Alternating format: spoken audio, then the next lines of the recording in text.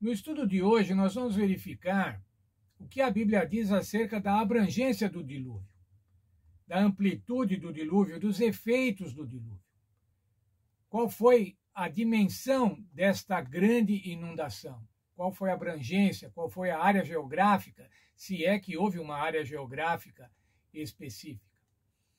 Alguns arqueólogos dizem que a inundação foi uma inundação local, não uma inundação global. Mas vamos ver o que a Bíblia diz.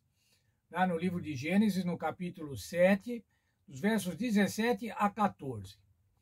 Primeiro diz da duração do dilúvio, 40 dias de tromba d'água. 40 dias quando as águas da atmosfera se juntaram com as águas do planeta e promoveram uma inundação total. A Bíblia não diz que foi uma inundação localizada, mas uma inundação total. Outro verso da Bíblia diz que as águas ficaram 15 côvados acima dos montes. Isso quer dizer 7 metros acima dos montes. Esse era o nível da água. Mas ainda o que a Bíblia diz, que morreram todos os seres vivos, homens, animais, répteis e aves.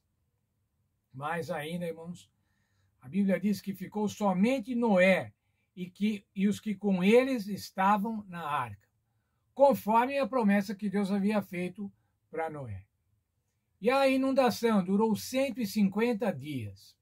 Por 150 dias a terra ficou inundada. Mas aí, irmãos, em Gênesis 8:1, aparece o seguinte: o Senhor se lembrou de Noé. O que quer dizer isso, irmãos? O Senhor se lembrou de Noé? Será que o Senhor tinha esquecido de Noé?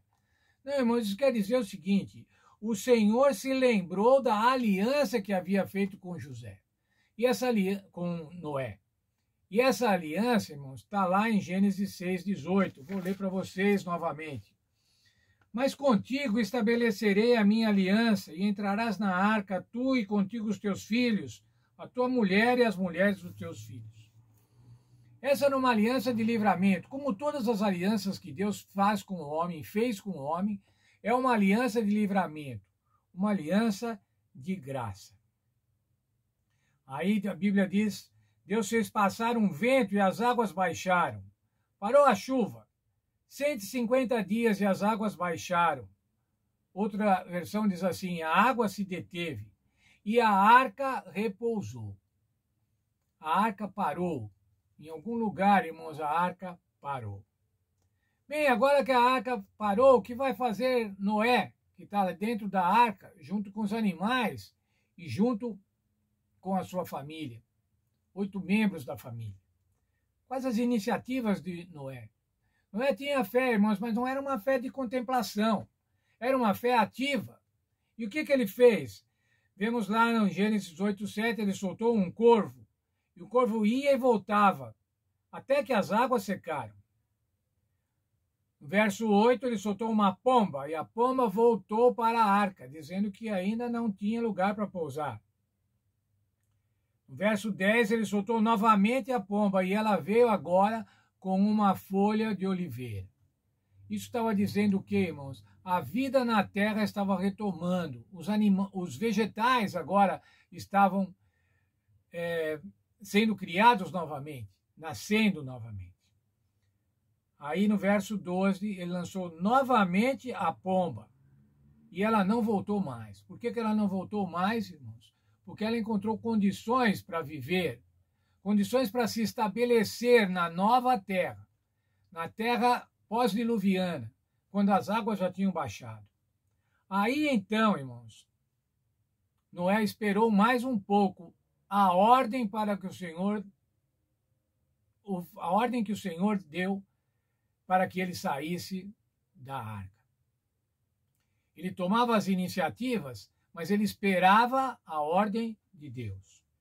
Versos 15 a 19 de Gênesis 8 diz assim: então disse a Noé: sai da arca, a tua mulher, os filhos, as mulheres e os animais. A ordem para sair da arca. Mas ainda no verso 17 de Gênesis 8 diz assim: frutifiquem e se multipliquem sobre a terra. É a mesma coisa, irmãos, que o Senhor tinha dito para Adão e Eva.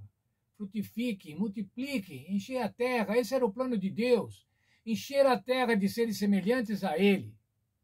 Veja, por favor, o texto da lição, na página 46 da lição de professores. O comportamento de Noé é rico em lições práticas. Por um lado, ele nos ensina a confiar em Deus, embora ele ainda não houvesse falado diretamente. Por outro lado, a fé não nega o valor de pensar e testar, e não exclui o dever de buscar e ver se o que aprendemos é verdade. Noé buscou, irmãos, ele tinha fé, mas ele buscou, ele mandou o corvo, a pomba de novo, pela terceira vez, testando para ver se já estava tudo bem, para ver se ele já podia sair, mas ele aguardou a ordem de Deus. No entanto, Noé só saiu quando Deus disse que saísse. Mesmo quando soube que era seguro sair, ele ainda confiou em Deus e esperou o seu sinal antes de deixar a arca. Veja, irmãos, isso é fé. Colocar-se nas mãos de Deus. Mas agora, então, irmãos, capítulo 9, verso 1. A este homem, a esta família que se colocou nas mãos de Deus, numa provação tão grande, uma provação ímpar na história desse mundo, veja o que Deus disse. Gênesis 9, 1. Abençoou Deus a Noé e a seus filhos e lhes disse: frutificai, multiplicai-vos e enchei a terra. A mesma ordem, irmãos, que ele tinha dado no verso 17 do capítulo 8. Ele repetiu: frutificai, enchei a terra, multiplicai-vos. O plano de Deus, irmãos, era ter uma terra habitada, habitada de seus filhos, habitada de seres semelhantes a ele. Semelhantes como vimos no caráter, semelhantes fisicamente, semelhantes espiritualmente, intelectualmente, guardadas as proporções, mas semelhantes a Deus para que ele pudesse se relacionar. E agora, irmãos, depois do dilúvio, o Senhor dá a mesma ordem que ele tinha dado a Adão e Eva. Frutificai, multiplicai-vos, enchei a terra. Esse é o plano de Deus, irmãos. Ele quer que nós tenhamos famílias, ele quer que nós tenhamos filhos, netos. É o plano de Deus. E se é o plano de Deus, irmãos, é um bom plano. O Senhor quer isso para nós, por quê? Para a nossa felicidade. A família, irmãos, é o elemento maior de felicidade que podemos ter. E foi por isso que o Senhor Deus estabeleceu a família. Estabeleceu a família antes do pecado, mas manteve a família, manteve a faculdade de gerar e criar filhos após o pecado, para a nossa alegria, para que nós nos comportássemos semelhantemente a Deus, produzindo novas vidas para a honra e glória do Senhor Deus.